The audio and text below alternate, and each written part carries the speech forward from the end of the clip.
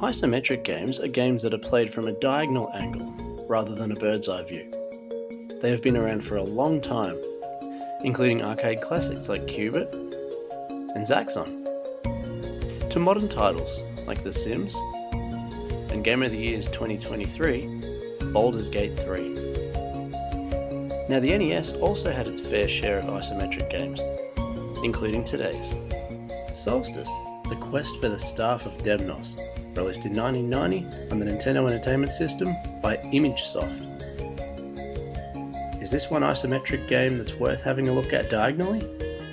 Well, let's pop it in and find out.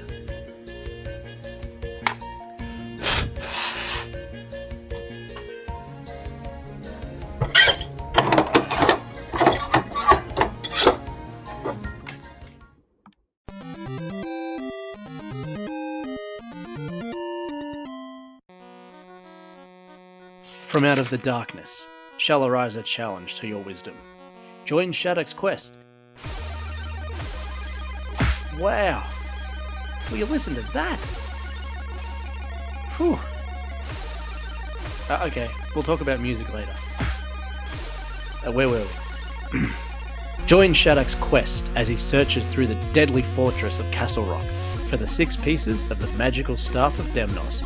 Only he can save Princess Eleanor from the evil magician, Morbius.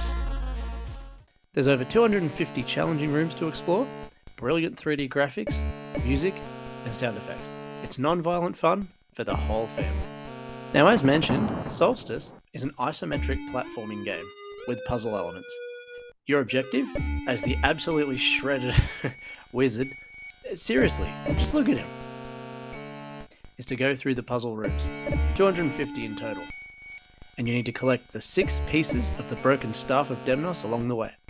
While doing that, you need to avoid various enemies and multiple hazards, like spikes and vanishing bridges. Some rooms can only be cleared by collecting a key. There are also power-ups in the form of potions. Yellow, which freezes all enemies. Blue, which gives you invincibility.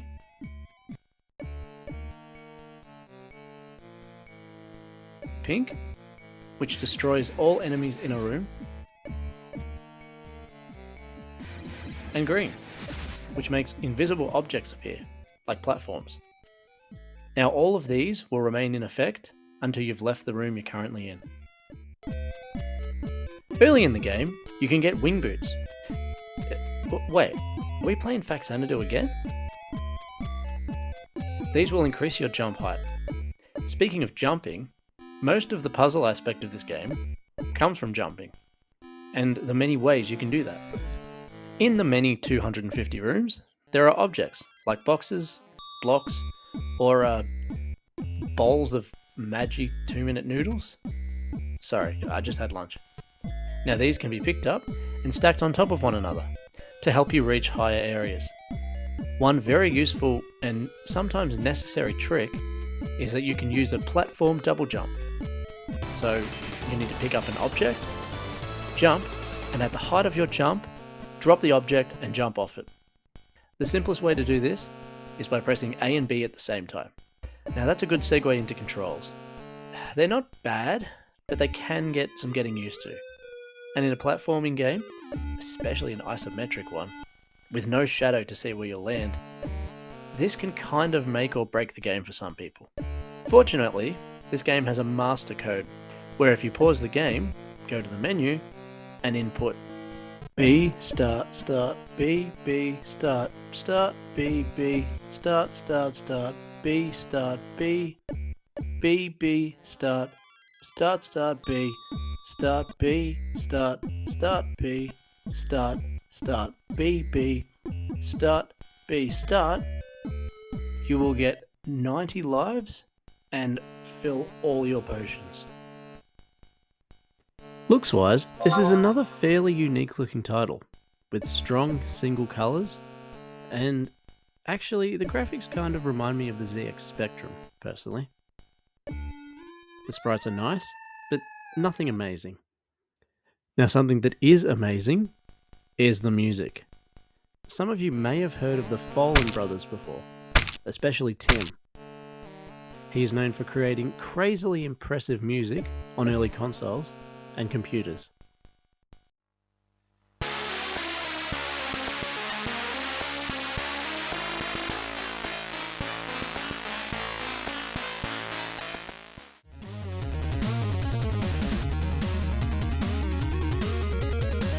Some of my favourite work of his is on the wacky SNES platformer Plock, which we will get to eventually. Now, the music in-game is very average in my opinion compared to the title screen, which rocks. So I never had this one growing up, and from what I can remember, I think I got this one from a garage sale long time ago. Now, without realising it, I had actually played a fair few isometric games as a kid.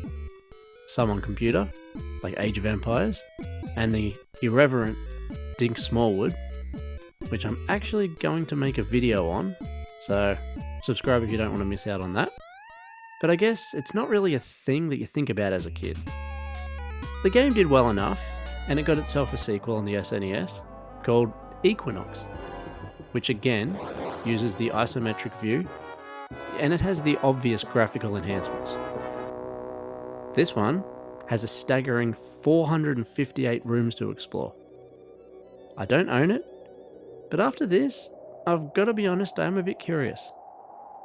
Now, on pricing, a cart can be had for around $30, and it looks like Complete's going for about $70. So, that was Solstice, a unique isometric platformer that can be quite rewarding if you put the time and effort in. Or alternatively, you could just put that code in and make your life a lot easier. Now, having said that, this wizard will be bench pressing every enemy in every room and hitting the showers to sit on a place on my shelf. So, in retrospect, there are no bad games, but there are bad code inputs, like this one. B start start B B start start B B start start start B start B B B start start start B start B start start B.